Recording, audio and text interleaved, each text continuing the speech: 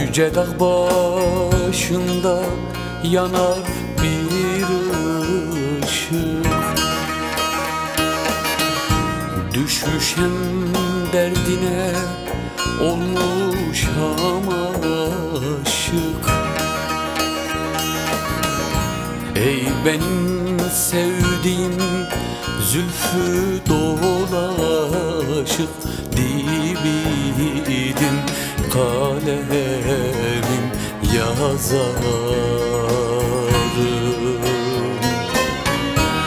Aha ben gidiyorum, sen hemen ağla, yar ağla, dön ağla. Aha ben gidiyorum, sen hemen ağla, yar ağla, dön ağla.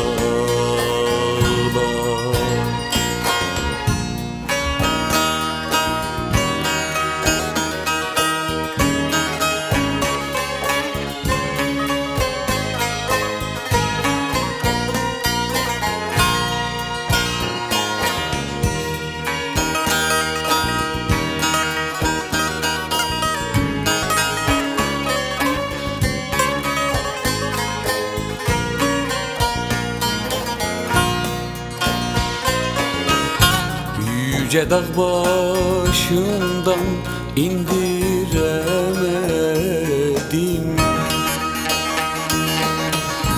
yönünü yönüme döndüremedim.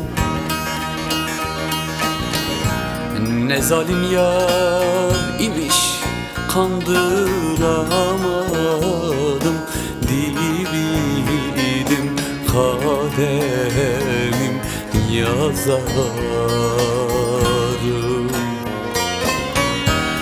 Aha ben gidiyorum, sen hemen ağla, yar ağla, dön ağla. Aha ben gidiyorum, sen hemen ağla, yar ağla, dön ağla.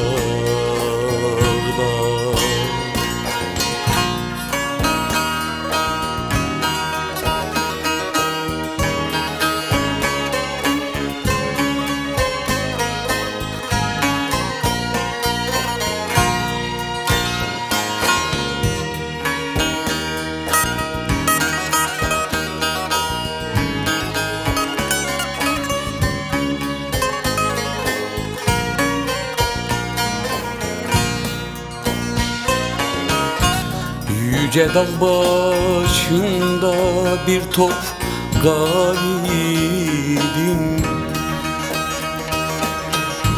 yağmur yağdı, güneş vurdu, eridim.